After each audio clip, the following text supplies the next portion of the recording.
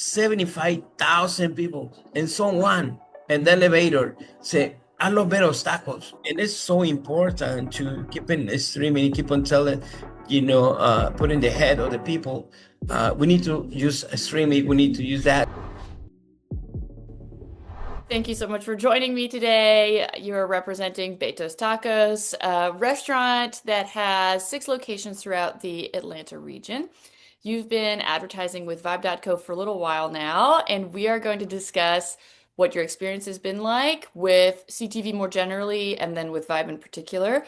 But first, Beto, if you could, or Roberto, if you could tell us a little bit more about your business, how you grew from one to several locations, and what drew you to streaming TV advertising in the first place. That would be great. Well, we started in 2010 as a catering company. After, a little while to the catering company, and 2019, we opened our first brick and mortar restaurant. What I have is a lot of dreams coming through it and a lot of passion for what I do. I want to compare my little startup with some of the big companies. Mm-hmm. And to compare with that, I need to have the tools, right? So I said, you know what? I need to create a brand, not create a restaurant, right? Of course, this can be together, right? Mm-hmm. But the important thing is like get a brand recognition is one of the important things to make it happen, right? Pandemic happened, and we have the opportunity to buy another restaurant. So we created a second location. And from that, again, our goal is always growing. Okay. And Chris coming aboard by almost 2 years. Of course, I don't have the money by time to pay Chris. I'm still paying with tacos. So streaming is important, and not only in TV, streaming in radios and a lot of stuff, tell the people what we are. Because again, I mean, radio station, like normal radio station is almost disappeared to. Yeah. TV is almost disappeared. Yeah. Very soon, because I mean, everybody want to do something differently. Everybody watch something different. I want to watch my own movie in my own time, right? And the real TV is what will happen, right? If it's a game, the game is between 2 to 4. It's example, right? Mm-hmm. When streaming, you can see the same game later. So thank you so much for that context. You mentioned I wanted to build a brand before almost I wanted to build a business, which is a really interesting angle to come at it from. And I have to say, after visiting your website, the branding is incredible. The user experience is really solid. I believe Juliana, your sales rep who put me in touch with you, mentioned that it was really important for you that people of all backgrounds and of all culinary preferences felt comfortable coming to you, right? She was like, as much as you can target specific populations with Vibe, you can target just a Hispanic population. That's not what you're interested in. You're interested in really expanding exponentially across demographics. Could you tell me a little bit more about that and how it helped with that? Yeah, my background is a chef, right? And always when I work in this industry, can type to one topic culture. Mm-hmm. You have to multicultural. I need to be creating my menu basically in general I can have any type of culture and also any type of preference. It means I have a vegan options. We have a vegetarian option. There are so many options that anybody from a child, say 2, 3 years old, they start to eat to a person that have 80 years old or more, they can eat in my restaurant without a problem. One of again, sometimes, or one of the situations they see a lot of restaurants they have a problem is because you attach your business to the type of people. Yes. And that's not what I'm looking. I want in my restaurant to have a multicultural. I want everybody can eat in my restaurant, no matter you come from, right? You can find something and your preference to eat. My goal is a new generation. I said, maybe you and I haven't money to pay a plate for $30. Mm-hmm. Yeah, because right, we probably make the money to pay for $30. But also in my goal, and when I create my brand, I need to find a new generation, like teenagers, high school people. They have only $15 for lunch. Mm-hmm. But also they can have a great quality for lunch. Or maybe have $10. And also, I want these repeat customers, right? Get a culture for that. Mm-hmm. And follow that culture, and just keep on growing. Those better tacos. For instance, yesterday I was in a game, And always I'm marketing, believe me. I'm on the Braves game yesterday, and my share from the Braves on the back, in the back, the share said Beto's Tacos. So, put the player's name, right? I put Beto Tacos. And my sons, so my family, everybody have it like 1, 2, 3, 4, have these numbers. People say, oh, you're from Beto Tacos. Wow, my God, I love these tacos. We are around like 75,000 people. And someone in the elevator say, I love Beto's Tacos. And it's so important to keep in streaming, keep on telling, put in the head of the people. We need to use streaming. We need to use that. Hmm. And we will remember at least the name, at least the name. Right. And it's a big step. My goal is create a culture for the new generation so they can grow with my brand. So who's not, later, 10, 15, 20 years later, and it's keeping going to my restaurant. It teaches his family, new kids to go to better taco because I used to be go to a place when I'm young. So Hmm. I want to create that culture, the family oriented, and anybody can find something to eat. And you don't have to, have a lot of money in your pocket to get a nice dinner, all right, or nice lunch. You don't have to.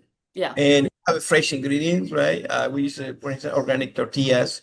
They know a lot of people right now. I'm in the first startup do that in Atlanta. They use organic tortillas. Now it's more people do it because again, and I'm so happy because the people, see what I'm doing and people like it and they say, oh, let me try it too. Hmm. So that's what I do pretty much. I'm passionate. I love what I do forever. I'm fell in love with the job I have, right? I said, people, it's not a job. I think this is what I enjoy to do, right? Yes. If you live off your passion, that means you're working all the time. Yeah, I mean, really is. I mean, I can stay 24/7 in my business. I work 7 days a week, and from 6 o'clock in the morning to like 1 or 2 o'clock in the morning. I have a great team in general, Yeah. and because again, we have a one commitment, make people happy.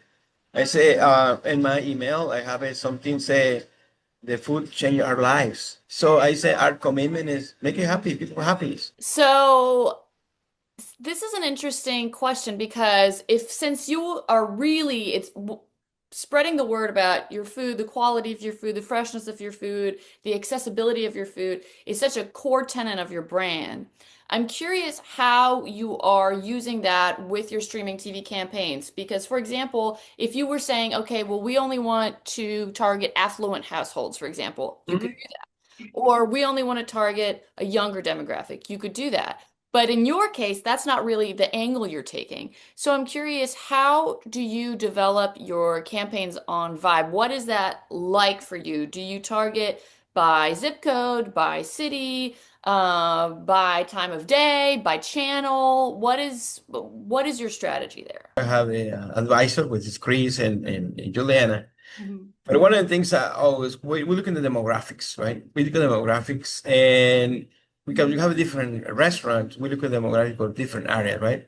I said, what is more family oriented? Okay, we use Swanee as an example, Mhm. right?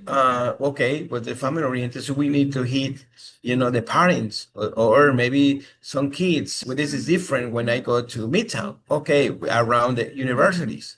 What is our target? So our target is university, right? Because what I don't think so. The guys from university have a lot of money, right? You know what? What is the really the priority in the different areas? Because even that not always work in the same specific people, right? So there is when we start to see our demographics in each location, and with the help with Juliana and Chris, like say what we have, how many, like for instance, universities we have, or how many schools we have, how many families, what is the demographics on the community. We have a lot of departments, we have a lot of housing. So what tool we use in every single category, right? And then we retargeting that. Okay. So that's what we're looking for, pretty much. Okay, this is fascinating. So you're doing targeting by location, but also within those locations, you're zeroing in on the folks who are most likely to visit your brick and mortar store. Um, I'm curious, a little birdie told me that ever since you started your Vibe campaign, you were really focused on specific locations where you particularly wanted to increase foot traffic. And I think Midtown, for example, was a location where your streaming campaigns was were able to help with that. Could you tell me a little bit more about that? Yeah, absolutely. In the beginning, 4 years ago, we started to sell some, buy some these coupons or magazines and mail it to homes. Well, we find out, yeah, it's a great idea, like 4 or 5 years ago, 6 years ago. To change that, you need to change it, the mentality. The people they don't read anymore. You go through the trash, right? So why we do in Midtown? Midtown, there's a lot of sky risers. It's very hard to mail in people. Million people don't have the time to reading something. No, just come to work but they have a time to streaming. So you say, I start to think like how we can go inside these guys' houses, apartments or offices. How can go inside without send the paper? Yeah. Because the paper can be trash. So you say, we need to find out a stream. So in some way we need to stream something. We need to send the message internally, you know, sneaky somewhere and go inside. And that's what we do. This is a daily job. You have to continue to create a brand, and the people believe what we offer and what we put in our content, Yeah. and right, and create more things to engage, right? And I think so. Our business be grown step by step, step by step. We have it in Midtown, uh, 6 months exactly. Then we open our location, and we see it. We detected the right path and grown. So we grew around that right now from the started to now, like 14, 50% more. So what is good, for a new location, 5 months, it's not so bad. I think our targeting end of the year, my goal is get it at least 22, 23% growth, which is good for a business. Even the people say economy, economy, economy. Again, when you have a great product, Yeah. great marketing, Yeah. that's no matter what difficult is, right? We start to moving now for next campaign, another location, and now again, Bucket is our targeting to. That's great to hear. So it's really kind of location specific so that you can actually monitor how the streaming campaigns are affecting each location.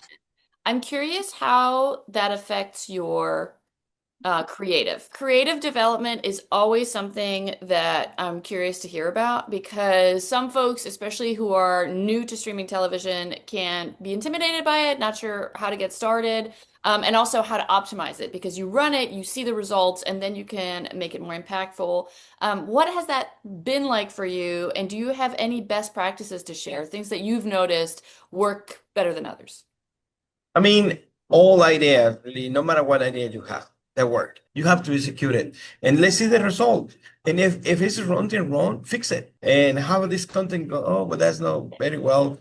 Do something else. I mean, to never give up. Just you have to be doing, and not be scared because I mean, you've and the last 3, 4 weeks later, you're gonna find out if that's work. If it don't work, do something else. I mean, but always, you invest in your business, and that's really important. Is That is really interesting to hear and very refreshing because that's definitely what we always encourage our customers to do, our clients, is to experiment, especially with a new medium like streaming television advertising. You're going to need to learn. And then you have to learn what works for your specific location, for your specific demographic, and you won't know until you try things. And I think too often folks are shy of the investment, like you were talking about, but also more generally of just not doing it right. And doing it right just means testing early and often.